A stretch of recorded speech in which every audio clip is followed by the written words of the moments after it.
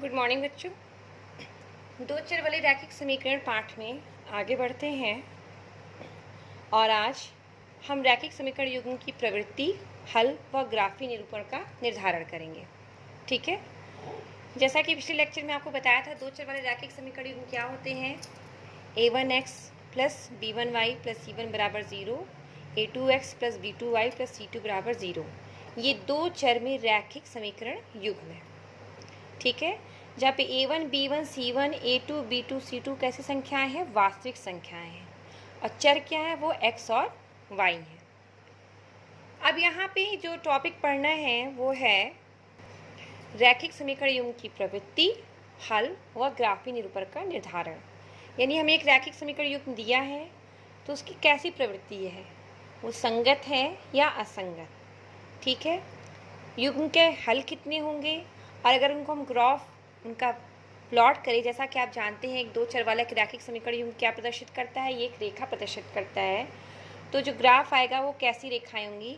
आपने ये भी पढ़ा था कि दो चर वाले रैखिक समीकरण युग्म क्या प्रदर्शित करते हैं, या तो अगर उनका ग्राफी निरूपण करें तो या तो वो समांतर रेखाएं प्रदर्शित करते हैं, या फिर संपाती रेखाएं प्रदर्शित करते हैं, या फिर प्रतिच्छेदी रेखाएं प्रदर्शित करते हैं। तो यहाँ पे हम बिना उनको प्लॉट किए, यानी हम उनका ग्राफ बिना ड्रॉ किए कैसे जानेंगे कि उन समीकरण युग्म का कोई हल है। तो अगर उसका ग्राफी रूप से निर्धारण करेंगे तो वो कैसी रेखाएं आएंगी, प्रतिच्छेदी आएंगी, समांतर आएंगी या संपाती आएंगी। चलिए आइए इसी को समझते हैं कि कैसे हम ये ज्ञात करेंगे।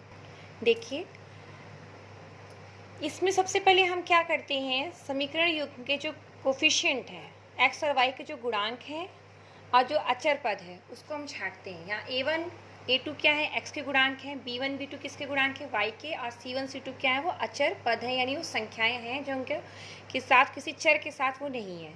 ठीक है, इनका हम अनुपात निकालते हैं, a1 बटे a2, b1 बटे b2 और c1 से बटे c2। यानी x के दोनों गुणांकों का अनुपात निकालेंगे, a1 बटे a2 निकालेंगे। y के दोनों गुणांकों का निकालेंगे, b1 बटे b2, और दोनों अचर पदों का c1 बटे c2 निकालेंगे। अगर a1 बटे a2 का मान b1 बटे b2 के बराबर नहीं है तो रैखिक समीकरण युग्म की प्रवृत्ति होगी वो संगत होगा। ठीक, और इसके साथ क्या होगा, उस समीकरण युग्म का केवल एक हल होगा, यानी अद्वितीय हल होगा, उसके अलावा और कोई हल नहीं हो सकता। और अगर हम ग्राफ पे उन समीकरण युग्म को प्लॉट करें तो हमें कैसा ग्राफ मिलेगा?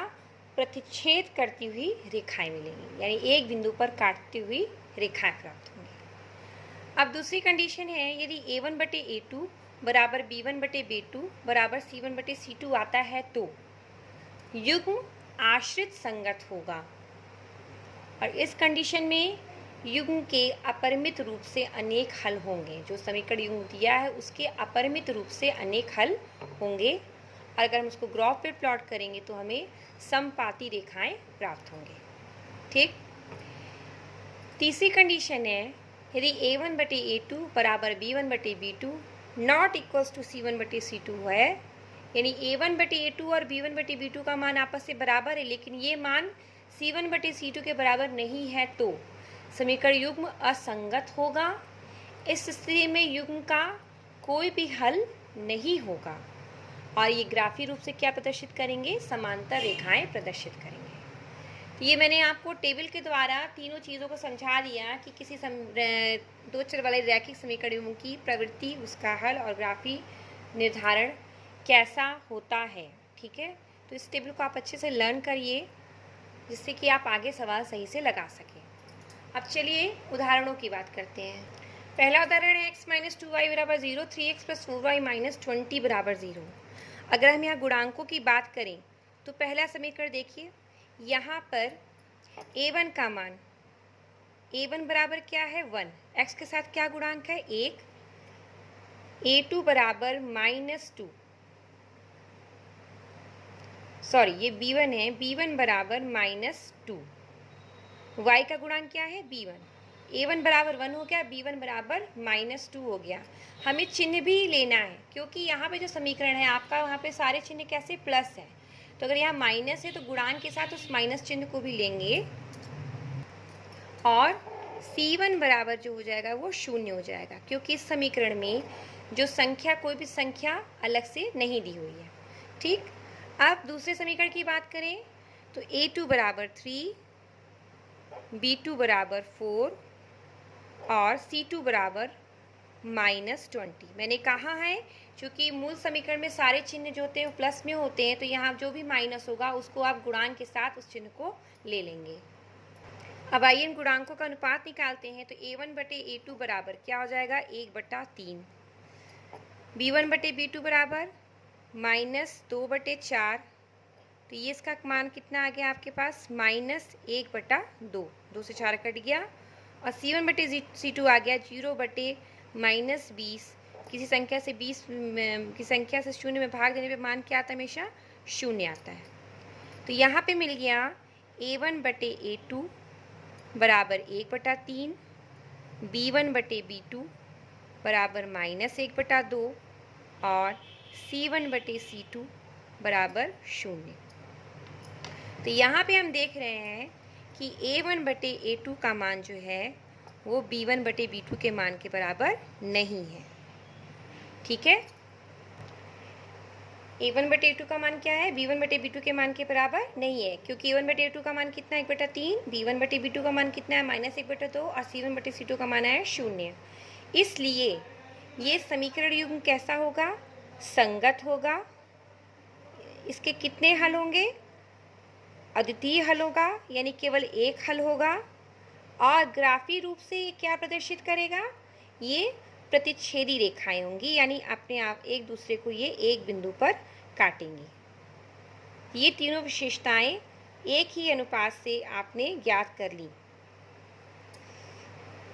अब आइए दूसरा उदाहरण देखते हैं। इसमें क्या है, ये A1 का मान 2, यहीं पे रख लेते हैं। A1 का मान 2, B1 का मान 3 और C1 का मान कितना हो गया, -9। इसी तरह से A2 का मान 4, B2 का मान 6 और C2 का मान -18। अब अनुपात निकालते हैं। क्या हो जाएगा, A1 बटे A2 बराबर 2/4। 2/4 का मान कितना आ गया, 1/2। अब B1 बटे B2 कितना आ गया, 3/6 यानी 1/2। और C1 बटे C2 -9 बटे -18, माइनस माइनस कट गया, आपको मिल गया 1/2। तो हम यहाँ क्या देख रहे हैं कि A1 बटे A2 का मान B1 बटे B2 के मान के बराबर है और C1 बटे C2 के मान पर है, यानी ये तीनों अनुपात एक आपस में बराबर हो गए। तो यहाँ से हम क्या निष्कर्ष निकालेंगे, समीकरण कैसा होगा, आश्रित संगत होगा।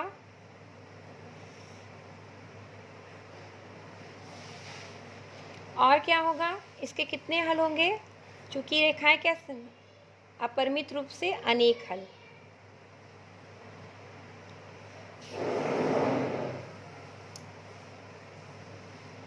और ग्राफी निरूपण कैसा होगा, ये समपाती रेखाएं होंगी।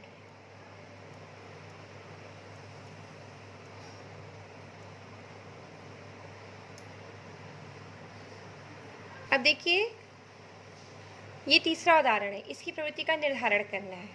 ठीक है, इसमें वैसे ही काम शुरू करते हैं। गुणांकों का मान लिखते हैं। A1 बराबर 1, B1 बराबर 2 और C1 बराबर -4। A2 बराबर 2, B2 बराबर 4 और C2 बराबर -12। अब यहाँ पे अनुपात हम निकालते हैं। A1 बटे A2 बराबर 1/2, B1 बटे B2 बराबर 2/4, यानी कि आ गया 1/2 और C1 बटे C2 बराबर -4 बटे -12, ये हल होके आ गया आपके पास 1/3। तो यहाँ से क्या निष्कर्ष निकलता है, A1 बटे A2 का मान B1 बटे B2 के बराबर है 1/2, 1/2। लेकिन ये मान जो है वो C1/C2 के बराबर नहीं है। तो अगर आप अपनी सारणी से देखें तो आप ये निष्कर्ष निकालेंगे यहाँ पे कि समीकरण युग्म कैसा है, असंगत है और कोई हल नहीं है। इस समीकरण युग्म का कोई हल नहीं है। और इसके अतिरिक्त ये कैसी रेखाएं शो करेंगे, ये समांतर रेखाएं प्रदर्शित करेंगे। इस प्रकार से मैंने 3 उदाहरण से आपको समझा दिया है कि किन स्थितियों में समीकरण युग्म संगत होता है, किन समीकरण स्थितियों में असंगत होता है, आश्रित संगत होता है, उसका हल है कि नहीं है, अद्वितीय हल है या फिर अपरिमित रूप से अनेक हल है, वो रेखाएं समांतर है कि वो प्रतिच्छेदी होंगी या फिर संपाती होंगी। अब इन्हीं के आधार पर आपको अपनी एक्सरसाइज के क्वेश्चंस करने हैं। Thank you.